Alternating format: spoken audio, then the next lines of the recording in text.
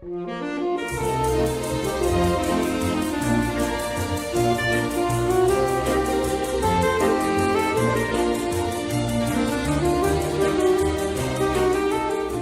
todas y todos bienvenidos. El escritor chileno Luis Sepúlveda solía decir que para conocer, entender, comprender el presente y el futuro es necesario conocer el pasado. Con gran orgullo queremos presentarles un trabajo periodístico de investigación realizado con amor, profesionalismo y ética a nuestra tierra colonesa. Por medio de este audiovisual descubriremos el porqué de muchas cosas. Hoy les traeremos una entrevista alentadora, inspiradora, que nos insta a querer más lo nuestro. Los invito a ponerse cómodos.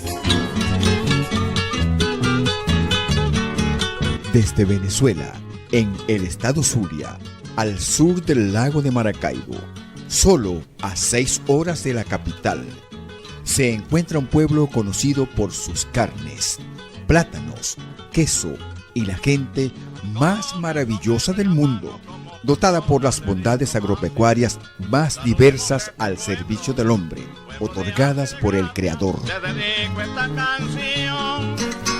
Este es un lugar diferente a muchos de nuestra bendecida tierra venezolana. El municipio Colón se ubica al suroeste del estado.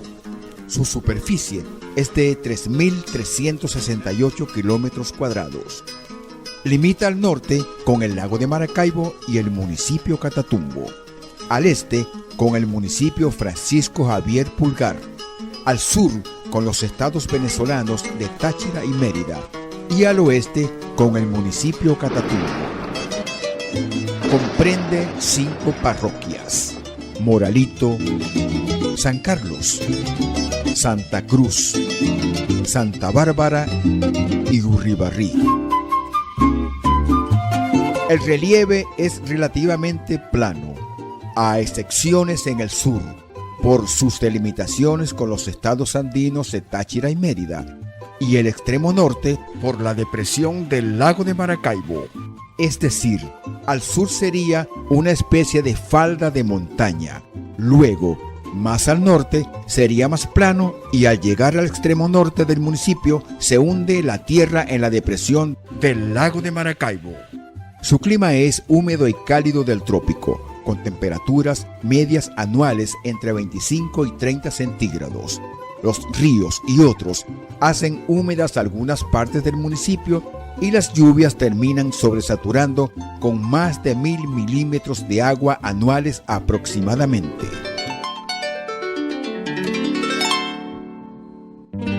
La siguiente historia comienza en el corazón de Santa Bárbara de Zulia, municipio Colón, donde se forma un hombre que desde temprana edad mostró gran interés por el pasado. Un personaje sencillo, ameno, cordial, sin protocolos, que nos muestra el otro lado de la historia. Abogado de profesión, esposo, padre, amigo, vecino, un hombre de valores y muy apegado a sus recuerdos y gentilicio. El doctor Luis Chacín.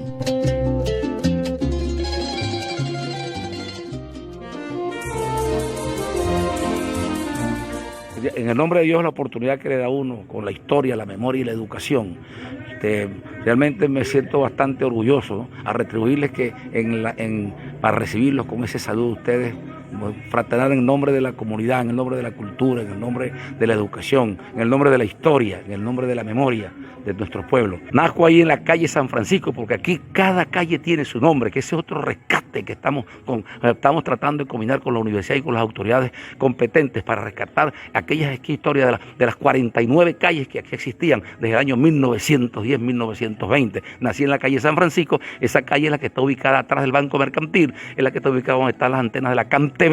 Está ubicada allí donde hay un estacionamiento central, está ahí una panadería de los Todaros, allí está calle San Francisco, la calle de la CanTV, número 30, entre la calle Federación y la calle Ayacucho. Nazco el 18 de abril de 1948, por cierto que ya a 24 horas estamos casi para 74 años, siendo la mater y pater familia en ese instante mi madre, pero sin descartar también la presencia y la participación de mi padre José Antonio Rodríguez, un pescador, un hombre allá de la Cañada de Urdaneta, que viene comenzando el siglo XX, en 1900, 1912, y se une a mamá Mística Rosa Chacín, que es nativa también de Río Abajo, un sector, es un río con bastantes sectores, por ejemplo, la Culebra, Capitán, Las Casas, Las Ánimas, que van hasta allá, hasta la desembocadura del lago de Maracaibo, del río Escalante, en el lago de Maracaibo.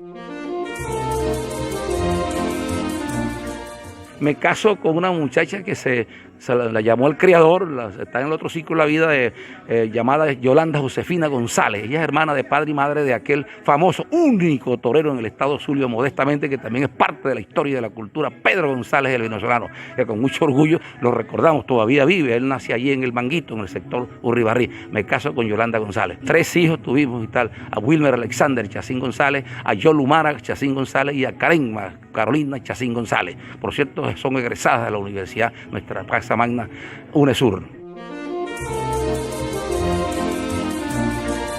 Todo ser humano está sometido a errores de la historia, del preámbulo que tiene o de la posterior o en la vivencia que tiene. Todo mundo tiene su falla.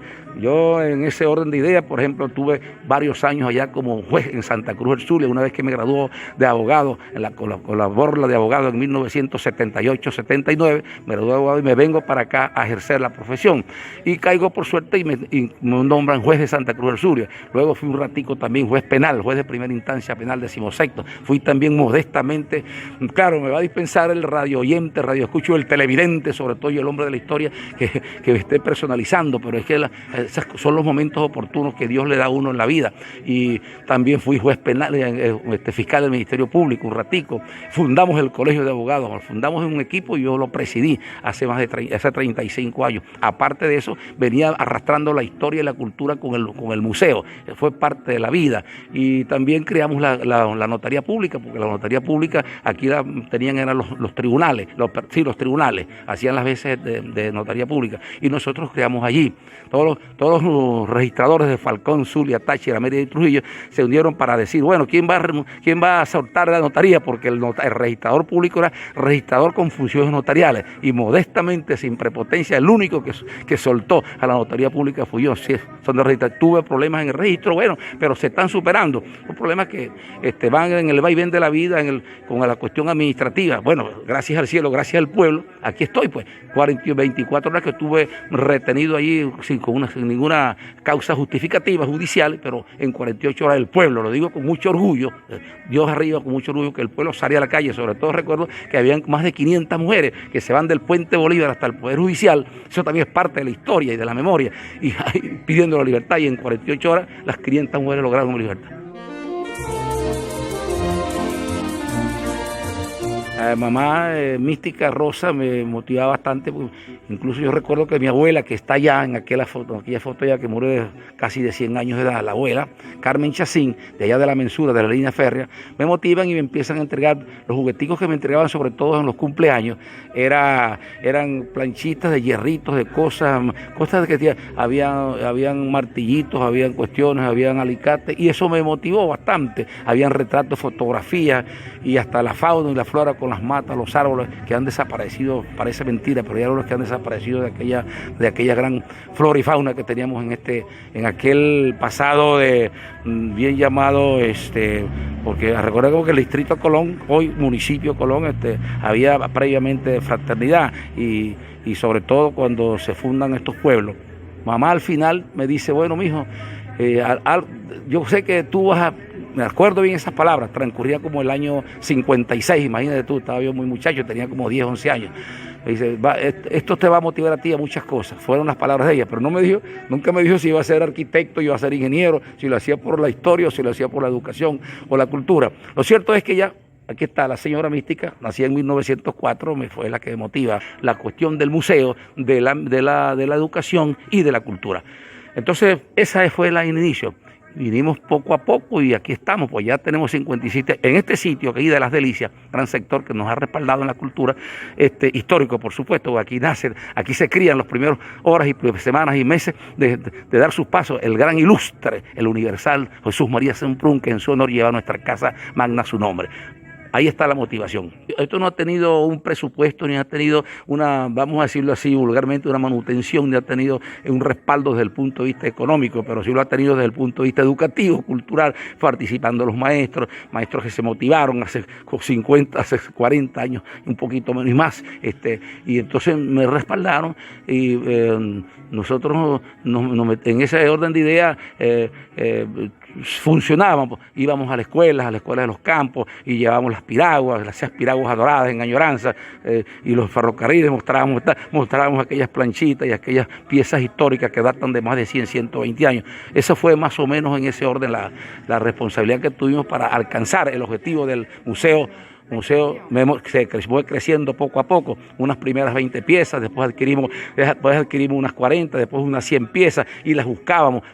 Vamos a hablar la palabra con la permisibilidad del radiotelevidente, de lo escucha y tal, pero rebuscábamos en los fondos, por así decirlo, las piezas, y las mujeres, los hombres y los jóvenes se motivaban y entregábamos. Entonces hacíamos como una especie de permuta, de cambio.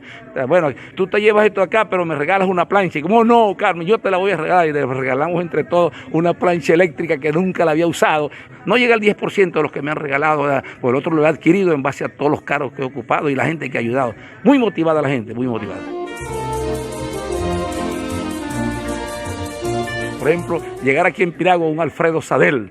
Cuando Alfredo Sadel hizo llegar aquí en Piragua, ya eso era traer algunos cantantes de la Villo, no la Villo Caracas como tal, todo el equipo, pero ellos cuando se iban de regreso hacia Maracaibo, hacia Caracas, que unos 3, 4 que se fueron a la Piragua Santa Teresita, y eso es una armonía. Aquello era un viaje de placer, ese era un viaje no solo por encima de lo que sea, aparte del turismo, motivaba a la gente que iba y venía en esas piraguas. Las piraguas, el pasaje costaba arriba, que yo recuerdo en la década del 50 y 60, entre esos 20 años, bueno, con la diferencia que a veces aumentabas un bolívar, un bolívar aumentaba el pasaje, costaba 8 bolívares en la parte de abajo y 12 bolívares en la parte de arriba, pero ahí tenías todo como un hotel 8 o 15 estrellas, porque ahí tenías el comedor, tenías hasta pista de baile. Recordar esto cuando las piraguas iban y se echaban 13 horas, 12 horas, 14 horas para Maracaibo. Salían de aquí a las 12 de la piragua y llegaban allá a 3, 4 de la mañana. Iban cargados, no solamente iba a por ahí una piragua esbelta como la Santa Teresita, era cargada de pasajeros, que se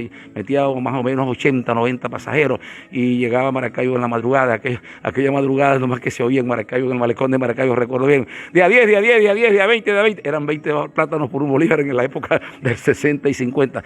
Todo ese orgullo de las piraguas contribuyeron indiscutiblemente, uno de los pilares fundamentales. Dispensa que me diga un poco con las piraguas. Las piraguas realmente constituyeron, al lado de la dualidad que llamo yo del progreso, terceros con el hombre arriba, con el hombre patrimoniado por el hombre, constituyeron las piraguas y los ferrocarriles, el progreso le abrió parte. Porque imagínate tú, en 1915, en 1894, en 1900, comenzando el siglo XX, que hubieran ferrocarriles aquí en el pueblo, y eso era muestra a nivel continental, a nivel universal, que eran pueblos de progreso, hombres de trabajo, hombres de esencia, hombres de naturaleza propia, defensores de la vida.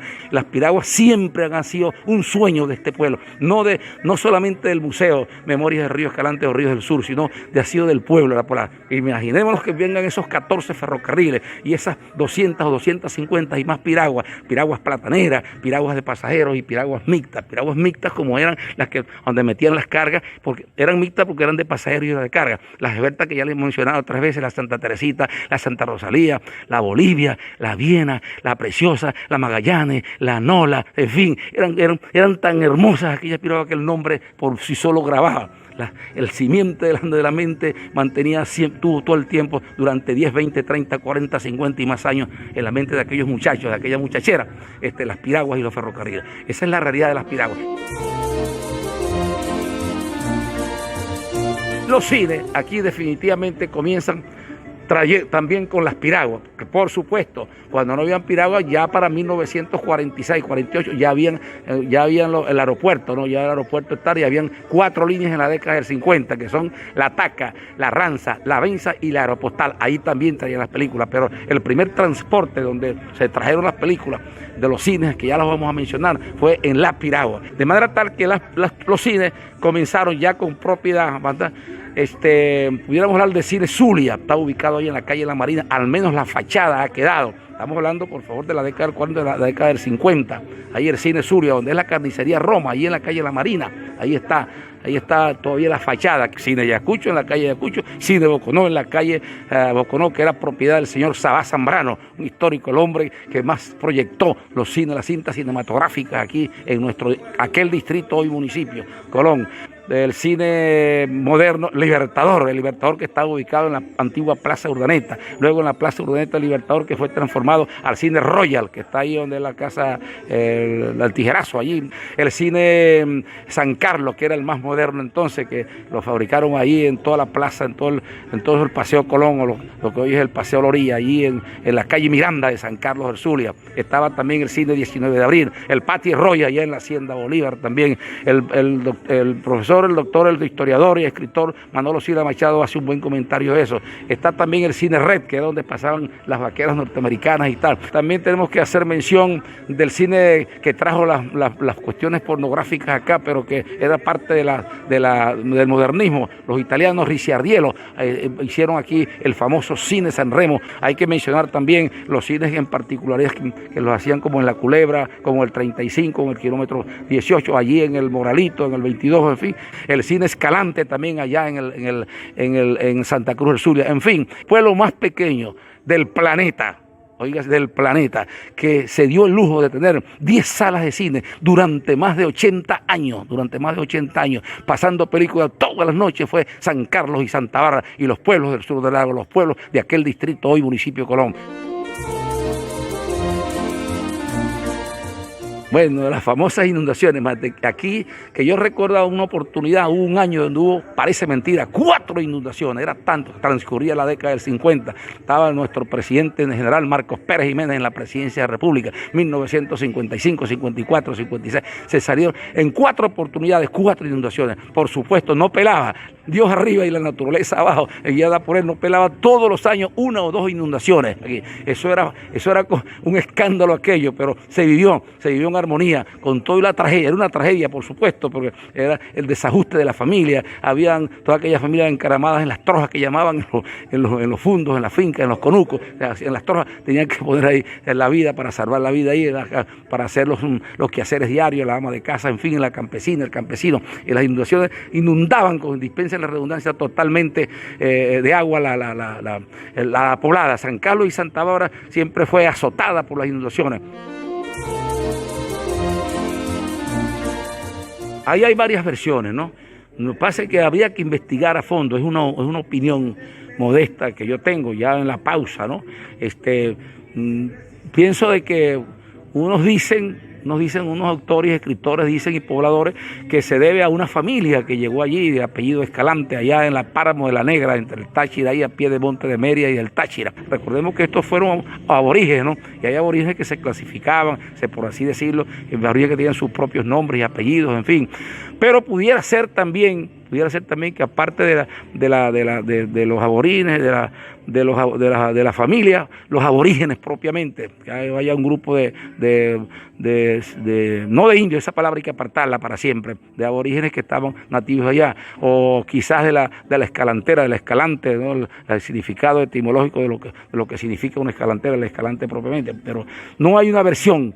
Realmente no hay una versión que sea exacta y que se demuestre con propiedad, ¿no? Como instrumento fehaciente, como documento de validez y vigencia, o que tenga pues propiedad para decir de dónde proviene el nombre. Sí lo hay, sí lo existe y estamos investigando. Es un compromiso que tenemos desde el Museo Memorias del Ríos del Sur, hoy Memorias del Río Escalante.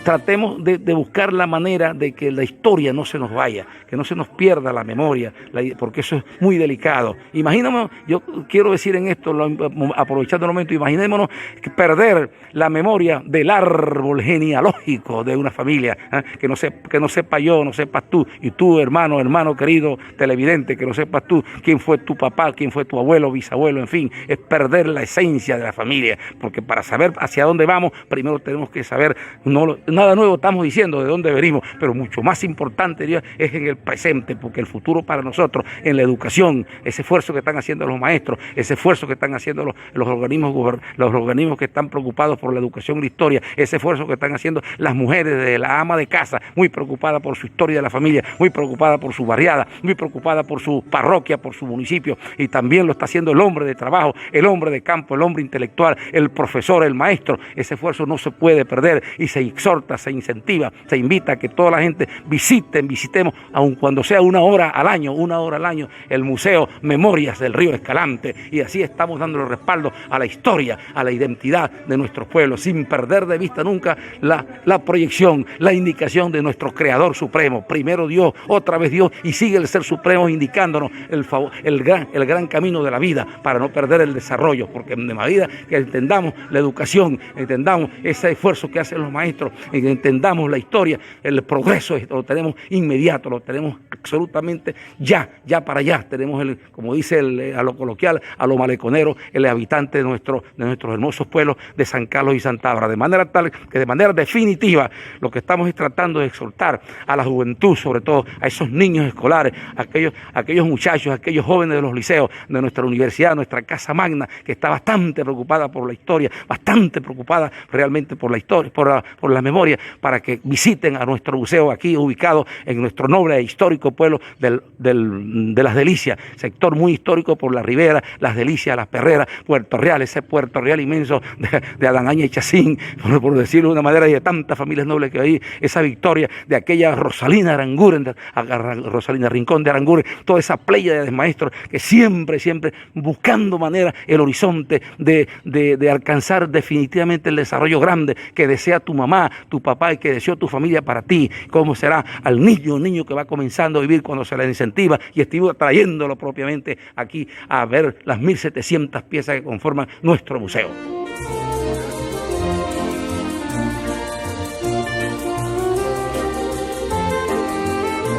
Señor Luis Chacín, quien ha venido desarrollando una cuestión muy importante como un museo, un hombre con una trayectoria muy positiva, y dichoso los que vivimos aquí en el caserío de poder tener y disfrutar de la historia prácticamente en vivo.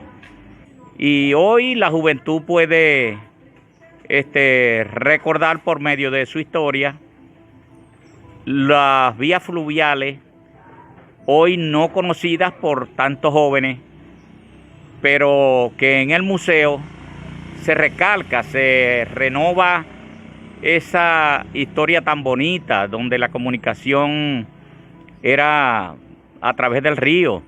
Nosotros, de aquí natos del caserío Las Delicias, invitamos a que los colegios, los grupos se unan a visitar el sitio histórico que tiene Luis Chacín aquí en el caserío.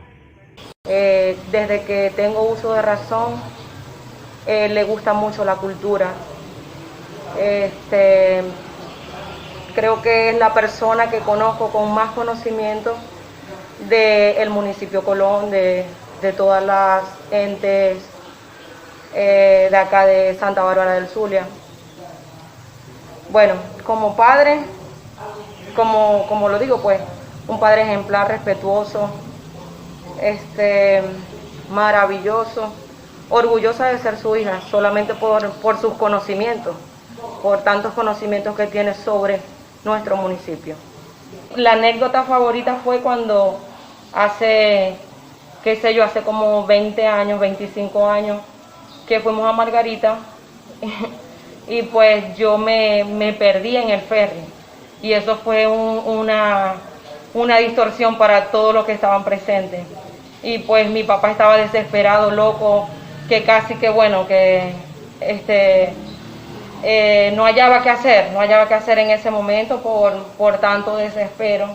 Y después pues se convirtió en un chiste. Después de aquella anécdota se convirtió en un chiste y a toda hora la recordamos, ¿no? Como esposo muy bueno, muy buen esposo, muy buen padre, muy buen hijo. Bueno, lo malo que he visto yo, lo que es la injusticia que han hecho con él en el registro. Porque que sepa yo, él ayudó a mucha gente ahí y la mayoría le pagaron con ingratitud, más que todos los empleados de allí. Él es una persona muy admirable por todos los habitantes, es muy colaborador, ahora tiene un museo y estamos muy contentos y agradecidos con el museo que él hizo, porque allí vienen todos los niños de los colegios, van todas las personas.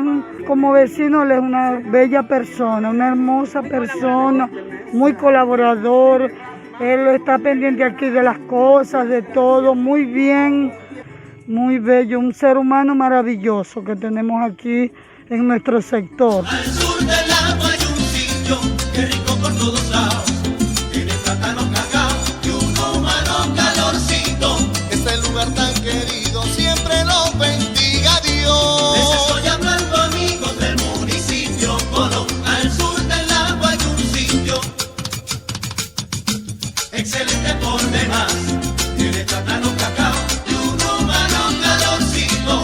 Un homenaje sincero